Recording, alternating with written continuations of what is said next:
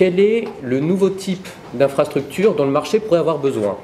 Et là est née l'idée de créer MyBank, qui est un système d'autorisation, une couche d'autorisation qui va permettre à un payeur d'être redirigé vers sa banque en ligne et depuis sa banque en ligne, autoriser et valider une opération de virement, une validation de mandat électronique pour des futurs prélèvements, ou voire même autoriser sa banque à divulguer des informations liées à son identité numérique. C'était ça l'idée de base, c'était pouvoir en effet rendre faisables les paiements par virement et prélèvement dans le monde digital. Après est venue la PSD2, mais comme nous en fait on est juste un facilitateur qui permet aux gens d'être redirigés vers leur banque en ligne, en fait on n'est pas directement concerné. Vous allez voir après quand même on surfe sur cette vague. Ça fait maintenant 2-3 ans que nous sommes opérationnels et à travers l'Europe, ça fait déjà un petit moment qu'on entend parler de la PSD2, de la DSP2, je vais le faire en français, de ces enjeux. Assez souvent, notamment au niveau bancaire, quand on parle de DSP2, on parle sécurité, risque de fragmentation, risque juridique, tels qu'ils ont été soulevés par Laetitia. Mais sur base de notre expérience depuis un peu plus de 2 ans dans le paiement en ligne par virement, donc l'initiation de paiement, on peut voir que ça répond quand même à un vrai besoin du marché. Et parce que ça répond à un vrai besoin du marché, ça crée de réelles opportunités pour toute la chaîne de valeur, et y compris pour les banques. Les banques ont également à gagner dans cette DSP2. Donc comme je le disais, la DSP2, il y a les aspects réglementaires, je dois être conforme, il y a les aspects infrastructure, qu'est-ce que je dois faire, qu'est-ce que je dois construire pour donner accès à mes comptes. Mais derrière, on s'est rendu compte, de par notre expérience européenne, que en fait, il y avait un impact sur toute l'organisation de la chaîne de valeur.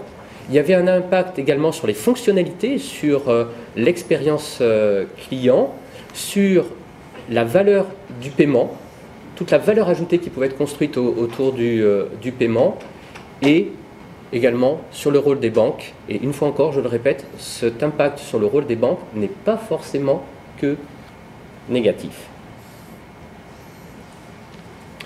Alors quand on parle de l'accès au compte, il y a donc 2 parties, l'agrégation de comptes, je ne reviendrai pas là-dessus, Joanne a très bien fait, mais il y a également l'initiation de paiement. Pour faire simple, quand on parle d'initiation de paiement dans le cadre de l'accès au compte de la DSP2, c'est la possibilité de donner en ligne un ordre de virement depuis sa banque. Ça, c'est déjà une réalité. La DSP2 n'est là que pour organiser et réguler. Donc j'oserais dire déjà pour apporter plus de confiance à un système qui était un peu dans le shadow, on va dire, pour reprendre le thème de la conférence. Donc déjà, c'est quelque chose de plutôt positif. Plutôt que chacun puisse faire à peu près n'importe quoi, la DSP2 va quand même mettre des règles en place. En France, clairement, l'accès aux comptes est surtout connu à travers l'agrégation de comptes, mais en Europe, ça va bien au-delà. Ce schéma que j'ai, avec leur accord, récupéré de Wirecard, un acteur allemand, c'est ça aujourd'hui ce à quoi ressemble l'accès aux comptes, la relation entre les banques et leurs clients. C'est en effet des banques, mais qui opèrent des services à travers une interface, un intermédiaire.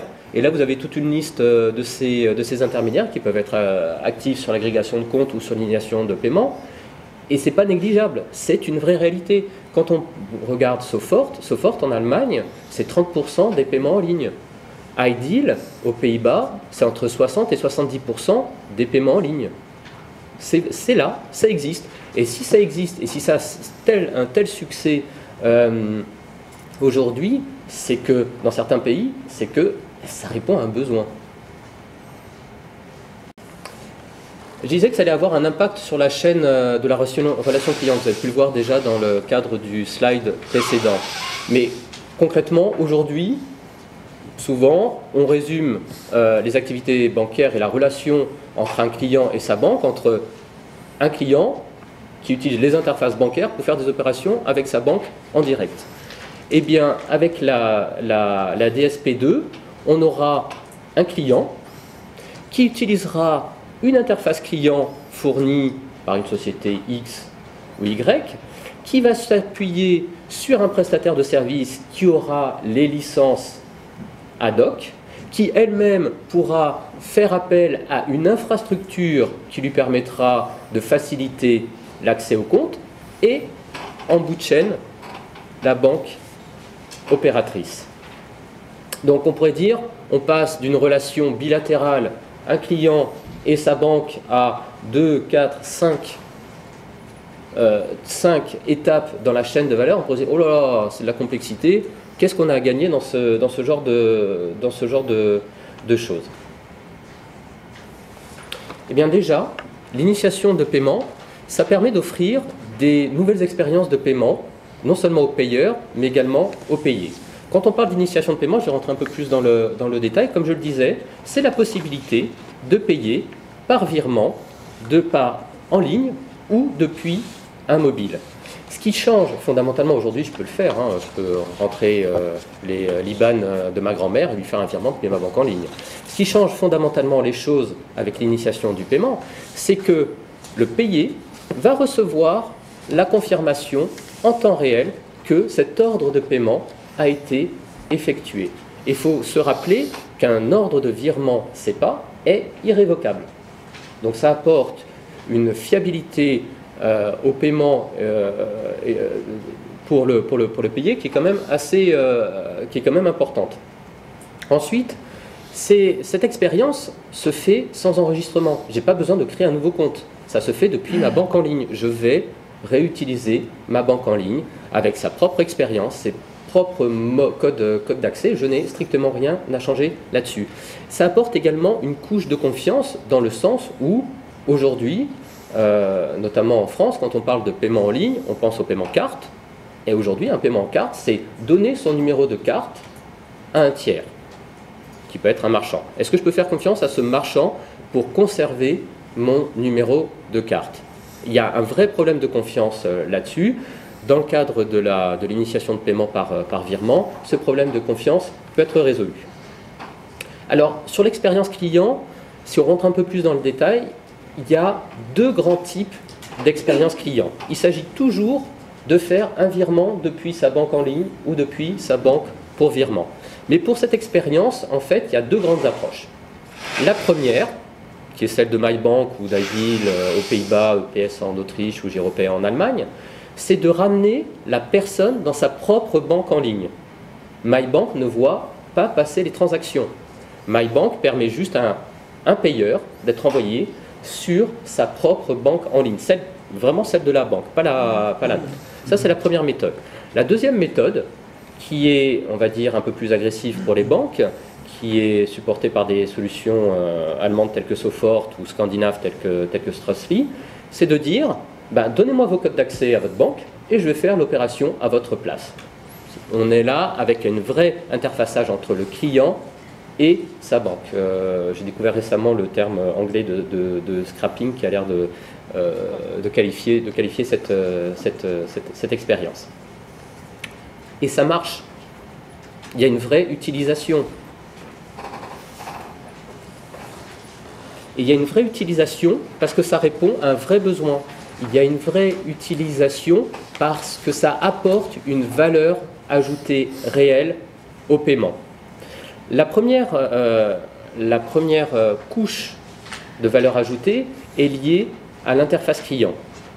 Avant, en effet, c'était la banque qui, pour donner accès à ses services, crée une interface. Aujourd'hui, vous allez pouvoir avoir une vraie concurrence sur cet espace, donc peut-être plus de créativité, d'innovation pour faciliter l'expérience, que ce soit sur mobile, tablette ou sur ordinateur, ou alors en intégrant de nouveaux services ou plus d'informations dans l'expérience. Johan en a fait une belle présentation là-dessus.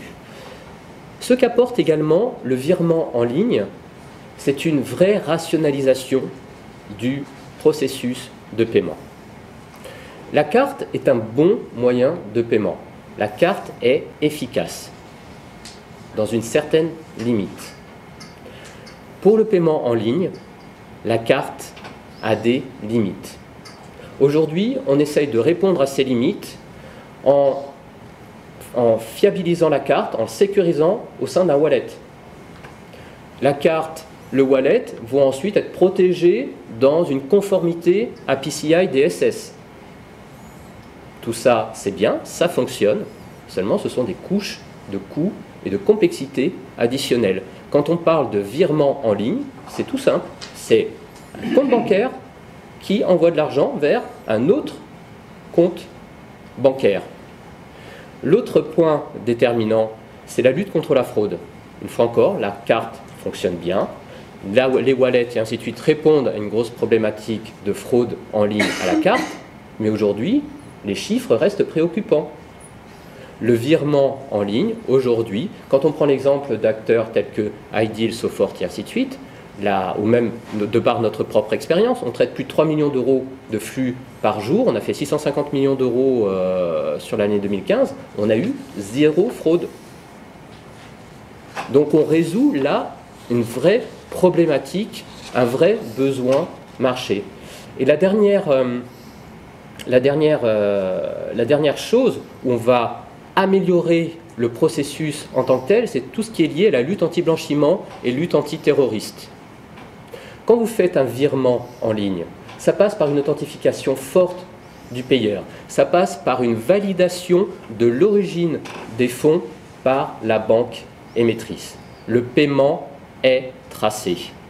Un certain nombre, le payé ou sa banque acquéreur, va recevoir en temps réel un certain nombre de KYC et de validations, non pas fournis par des tiers ou par le client lui-même, mais fournis par sa propre banque. Donc on va rajouter une couche de confiance et de fiabilité à ce niveau qui ont une vraie valeur perçue par le marché. Le dernier point, c'est qu'aujourd'hui, quand on fait reposer le paiement en ligne essentiellement sur la carte, eh ben on exclut de fait un certain nombre d'acteurs. Les paiements B2B, les paiements de grands montants ou les paiements à risque qui peuvent être refusés, voire même par la banque émettrice, dès qu'il s'agit de cross-border ou de transactions qui ont l'air d'être un peu dangereuses. Donc sur tous ces aspects, le virement en ligne apporte une réponse. Alors, notamment en France, parce qu'on est un pays très carte et que ça fonctionne bien, on peut avoir tendance à se dire oui, mais dans l'ensemble, la carte fonctionne bien, est-ce qu'on a vraiment besoin de quelque chose d'autre? Si on regarde le paiement B2B, aujourd'hui, en seulement 20% des entreprises françaises achètent en ligne. On se retrouve au niveau de la Grèce et de la Roumanie. Ça veut dire que il reste un potentiel de 80% à conquérir. Alors certes, le paiement n'est pas le seul frein au paiement, à l'achat B2B, mais c'est aujourd'hui un vrai frein. Et ce segment est d'autant plus intéressant, on va dire, que d'après les estimations, il est 2 fois plus gros que l'e-commerce B2C. Donc là, nous avons un marché qui reste totalement à prendre et qu'aujourd'hui, les moyens de paiement traditionnels ne sont pas capables d'adresser. La DSP2, en facilitant le paiement par virement en ligne, va permettre de répondre à cette problématique. Et j'en donnerai à la fin un exemple concret. Au-delà du paiement B2B en tant que tel, il y a un certain nombre de secteurs d'activité qui avec le paiement en ligne par carte, fait face à de réels problèmes. Je vais prendre l'exemple de l'industrie aérienne. Tous ces chiffres viennent d'Amadeus, l'opérateur de solutions de réservation. Quand on parle de paiement en ligne pour les compagnies aériennes, c'est déjà 1 à 2% du chiffre d'affaires, c'est de la fraude, perte sèche. Ensuite, eux-mêmes, ou l'émetteur de la carte, refusent entre 3 et 4% des achats en ligne, pensant, à tort ou à raison, que ce sont des achats frauduleux. Ensuite, pour les paiements de grands montants, quand la carte ne passe pas, eh ben, on passe par des paiements par virement offline. Pour ça, ça nécessite de la réconciliation, s'assurer que l'argent est bien sur son compte avant de pouvoir émettre un billet. Ça veut dire qu'on a une période de latence où, en effet, on ne peut pas vendre de billets, ou du moins le billet ne peut pas être émis tant que la compagnie n'est pas sûre d'avoir ce paiement. Ensuite, comme c'est un secteur d'activité à risque, beaucoup d'acquéreurs payent à 1 mois, 2 mois, voire même parfois 3 mois, certaines compagnies aériennes à risque. Quand on parle de paiement depuis un compte bancaire par virement, il y a un faible risque de fraude. La confirmation du paiement est en temps réel, donc je peux commander un billet maintenant et l'émettre en temps réel, quel que soit son montant. Ça peut être un achat pour 30 billets corporate. Voilà, je peux le payer par virement. Il n'y a pas de plafond de dépenses. Et tout ce qui est remboursement peut être totalement automatisé. Et la règle du CEPA veut que ce soit un paiement à D+1. Donc il y a un vrai enjeu pour les compagnies aériennes d'accéder à ce type de moyens de paiement. Donc il y a un vrai besoin du marché. Ça répond à une vraie opportunité business par rapport à ça. Alors, en effet, les banques aujourd'hui, avec la DSP2, ont peur de ne pas pouvoir tirer profit de ça. Face à la DSP2, nous on voit en Europe 3 rôles pour les banques. Enfin, on constate 3 rôles pour les banques. Défensif, bon, d'accord, la DSP2 est là, je vais être conforme, on va s'arrêter là. Peut-être plus agressif. Il y a des banques qui disent, ben, moi-même, je vais devenir un PIPSP ou un AIPSP. Ou alors, il y a des banques, notamment qui travaillent avec nous ou avec ID, qui vont dire, ben, voilà, il y a des vraies opportunités, il y avait des vrais nouveaux services à offrir à mes clients, et ben, rentrons également, nous, là-dedans, avec des partenariats. Et c'est le choix qu'a fait MyBank de travailler en partenariat avec les banques. Le principe, c'est contrairement au scrapping tel que peut proposer Sofort, où Sofort dit « donnez-moi vos codes d'accès, je le fais à votre place », nous on pense que la banque garde une légitimité à garder l'expérience, parce que c'est un environnement de confiance, parce qu'elle a prouvé que ces infrastructures de sécurité sont fiables, et qu'en plus, les gens gardent confiance dans leur banque. L'autre grand avantage que peut apporter une banque, comme je le disais, si vous demandez à une banque de valider le paiement, que ce soit par virement ou demain par mandat électronique, eh bien elle apporte des informations, des KYC qui ont une vraie valeur pour le marché.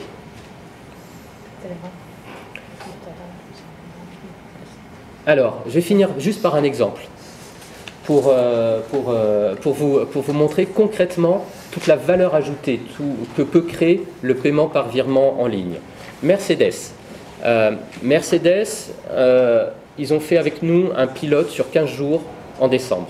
En 15 jours, on a traité plus de 2 millions d'euros de flux.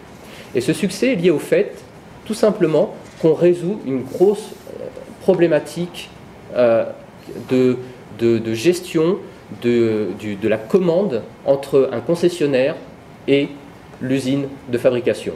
Jusqu'à présent, quand un concessionnaire vendait une voiture, elle passait commande, ce concessionnaire passait commande auprès du siège pour la fabrication de la voiture.